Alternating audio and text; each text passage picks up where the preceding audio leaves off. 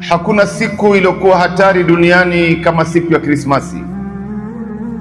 Hii ni siku ambayo mbele ya Mungu ni hatari kuliko siku zote, na uhatari wake Mwenyezi Mungu anasema imekaribia mbingu kuchanika chanika na ardhi kupasuka pasuka na majabali yakapeperushwa pale walipodai kwamba Mwenyezi Mungu Subhanahu wa Ta'ala ana mtoto.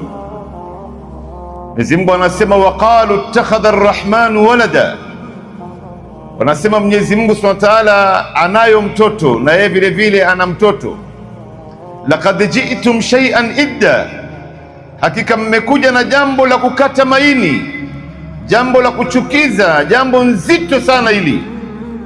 Uzito wake na hatari yake, takadu samawati yatafattarna min, imekaribia mbingu kuchanika chanika, watanshaqu al-ardu, na ardhi kupasuka pasuka, watakhiru al-jibalu hadda, na majabali yakapeperushwa, an da'u lirrahmani walada, walipodai kwamba Mwenyezi Mungu Subhanahu wa Ta'ala ana mtoto.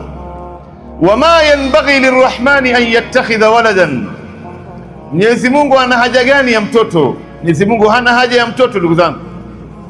Mwenyezi Mungu ni mkwasi, hana udhaifu ambaye viumbe wako naye, labda anatafuta mtu wa kurithi mali yake, au ambaye atamuonesha njia akiwa ameshafika uzeeni. Hana aibu hizi ambaye viumbe wako nazo. In kullu man fi samawati wal ard illa ati arrahmani abda, viumbe vyote vitakuja mbele ya Mungu siku ya Kiyama vikiwa ni waja wa Mungu, watumwa wa Mungu. Hakuna kwamba huyu atakuja ni mtoto wa Mungu, huyu ni rafiki yake Mungu, anajuana na Mungu zaidi. La, kila mmoja atakuja akiwa ni waja na ni mtumwa wa Mungu.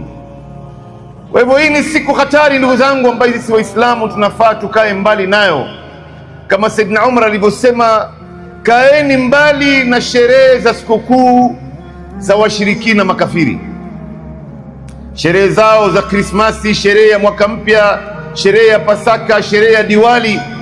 Hizi zote sisi Waislamu hatufai kusherehekea katika njia moja au nyingine. Na wewe Muislamu haufai kupokea zawadi ya mtu kama huyu katika siku hiyo.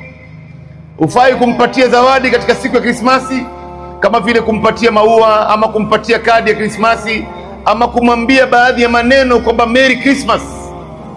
Haya yote yameharamishwa, kwa sababu utakapomwambia au kupokea zawadi yake au ukampatia zawadi ya aina yote ile, umeshiriki kumtukana Mungu, kwamba Mungu leo